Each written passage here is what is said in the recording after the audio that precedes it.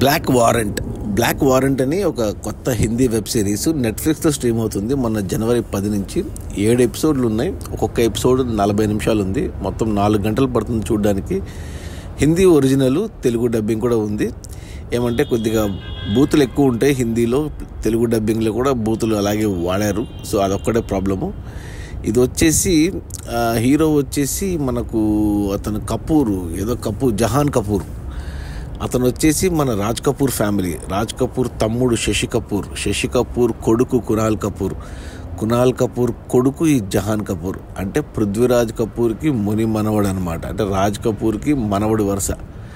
అతను ఇంతకుముందు ఒక సినిమా వచ్చింది ఫరాజ్ అని, బంగ్లాదేశ్ మీద. అది కూడా చూశాను నేను. అప్పుడే అనిపించింది ఇతను చూసి కొంచెం మనకు విచిత్రంగా ఉన్నాడు ఏంటి అబ్బాయి అనేసి. మన అల్లు శిరీష్ లాగా కనబడతాడు కొద్దిగా ఫీచర్స్ మొత్తం.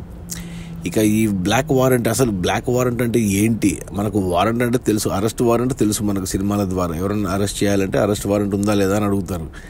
అలాగే బ్లాక్ వారెంట్ అంటే ఏంటి అనేది వెబ్ సిరీస్ చూసి తెలుసుకోవాలి. చాలా ఇంట్రెస్టింగ్ పాయింట్ అది. ప్లస్ ఇది నిజంగా జరిగిన కథ. ఇది 1981 నుంచి 84 3 పాటు తీహార్ జైల్లో జరిగిన కథలు, నిజంగా జరిగిన కథలు ఇవి. అంటే ఇది ఒక బుక్ రాశారు 2019లో. ఒక బుక్ వచ్చింది. ఈ బుక్ రాసిన అతను సునీల్ కుమార్ గుప్తా అనేసి తీహార్ జైలర్ అతని క్యారెక్టరే మన హీరో చేశాడు జహాన్ కపూర్ ఈ వెబ్ సిరీస్లో. ఆ బుక్ని వీళ్ళు వెబ్ సిరీస్గా తీశారు నెట్ఫ్లిక్స్ వాళ్ళు. అసలు తీసింది విక్రమాదిత్య మోత్వానే ఇలాంటి వెబ్ సిరీస్ తీయడంలో చాలా పాపులర్ అతను. ఎస్పెషల్లీ అతని వెబ్ సిరీస్లు ఒకటి జూబ్లీ అని ఒక వెబ్ సిరీస్ చూశాను నేను అతనిది. చాలా బాగా నచ్చింది నాకు అది, సినిమాల పైన. ఇప్పుడు ఇది రియల్ ఇన్సిడెంట్స్ పైన. అంటే ఒక్కొక్క ఎపిసోడ్కి రెండో ఎపిసోడ్కి సంబంధం ఉండదు. అంటే డిఫరెంట్ కథలు అనమాట. మామూలుగా వెబ్ సిరీస్లో కంటిన్యూషన్ ఉంటుంది. బట్ ఇదేంటంటే ఒక పాయింట్ తీసుకొని ఆ ఎపిసోడ్లో ఆ పాయింట్ని ఎండ్ చేసేస్తారు. అలా 7లో మొదటి ఎపిసోడ్లో అసలు అతను జైలర్ ఎందుకు అయ్యాడు, తీహార్ జైలుకి ఎలా వచ్చాడు అనేది చూపిస్తే, లాస్ట్ ఎపిసోడ్లో అతను చేసిన మార్పులు తీహార్ జైల్లో అనేది చూపిస్తారు. మిగతా మధ్య వచ్చిన 5 ఎపిసోడ్లు మాత్రం 5 డిఫరెంట్ బ్లాక్ వారెంట్స్, 5 కథల్ని పెట్టుకొని ఒక డాక్యుమెంటరీలా కాకుండా మంచి ఎమోషన్స్, ఒక 4 జైలర్లు కలిపి తీహార్ జైల్లో జరిగే కథలన్నీ నీట్గా చూపించారు. భలే అనిపించింది నాకు. ఎస్పెషల్లీ మనకు చార్ల్స్ శోభరాజ్ అంటే తెలియకపోవచ్చు, చార్లెస్ శోభరాజ్ అంటారు మన వాళ్ళు. అతని పాత్ర కూడా అదిరిపోయింది. ఇక చాలా నిజంగా జరిగిన కథలు, బిల్లారంగ కథ ఏంటి, అసలు ఇందిరాగాంధీ చనిపోయినప్పుడు సిక్కుల మీద జరిగింది ఏంటి, ఇవన్నీ భలే తీశారు. అసలు నాకు భలే నచ్చింది అసలు ఈ వెబ్ సిరీస్ బ్లాక్ వారెంట్. ఖచ్చితంగా చూడండి, నెట్ఫ్లిక్స్లో ఉంది. బట్ ఒక్కటే ప్రాబ్లము, ఆ బూతులు ఒక్కటి తట్టుకోవాలి. హిందీలో బాగానే ఉంటాయి కానీ తెలుగులో మరీ చండాలంగా ఉన్నాయి. సో హిందీలో చూడండి, హిందీ అర్థమైతే, లేకపోతే తెలుగులో చూసేయండి హిందీ రాకపోతే కన్నా. బట్ చూస్తే ఆ బూతుల వల్ల ఫ్యామిలీతో చూడలేము, అంతే. బూతు సీన్లు ఏం లేవు కానీ ఒక్క బూతు డైలాగులు ఎక్కువ ఉన్నాయి. సో మగవాళ్ళకి బాగా నచ్చుతుంది, ఆడవాళ్ళకి, పిల్లలకి, ఫ్యామిలీస్కి నచ్చకపోవచ్చు. కానీ బట్ భలే తీశారు నిజంగా ఈ బ్లాక్ వారెంట్ అనేది. నిజంగా జరిగిన కథలు కాబట్టి తీహార్ అనేది మనకు చాలాసార్లు విన్నాం మనం. అంటే మనకు జైలు అంటే మనకు రాజమండ్రి సెంట్రల్ జైలు తెలుసు.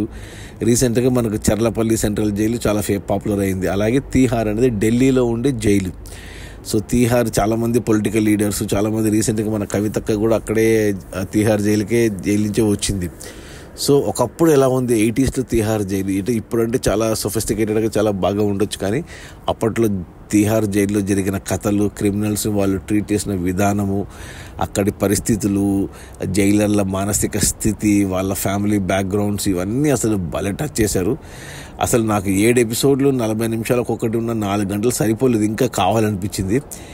అలాగే దాన్ని ఎండ్ చేశారు, అంటే లీడ్ ఇచ్చారు. అంటే చార్ల్స్ శోభరాజు అంటే ఏమంటారు, తీహార్ జైలు నుంచి తప్పించుకున్న ఏకైక క్రిమినల్ చార్ల్స్ శోభరాజ్. అది ఎండింగ్లో పెట్టారు దాన్ని, 1 నిమిషంలో చూపించారు దాన్ని, ఎంత న్యాక్గా తప్పించుకున్నాడు అనేసి.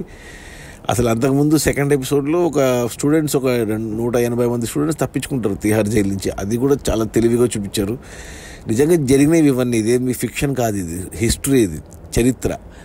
సో ఖచ్చితంగా చూడండి, భలే నచ్చుతుంది. ఎస్పెషల్లీ అబ్బాయిలకి బాగా నచ్చుతుంది, మగవాళ్ళకి. సో ఈ బ్లాక్ వారెంట్ అని మన నెట్ఫ్లిక్స్లో ఉంది, హిందీ ఉంది ఒరిజినల్, తెలుగులో కూడా ఉంది. సో చూసేయండి. ఆ బూతు డైలాగులు పక్కన పెడితే కథ మాత్రం స్టోరీస్ మాత్రం అదిరిపోయాయి. నా రేటింగ్ వచ్చి 4/5. యాక్చువల్గా 5 ఇవ్వచ్చు, బట్ 4తో సరిపెడతాను ఈ బ్లాక్ వారెంట్ని. నెట్ఫ్లిక్స్లో ఉంది. Don't miss, watch. Okay, bye.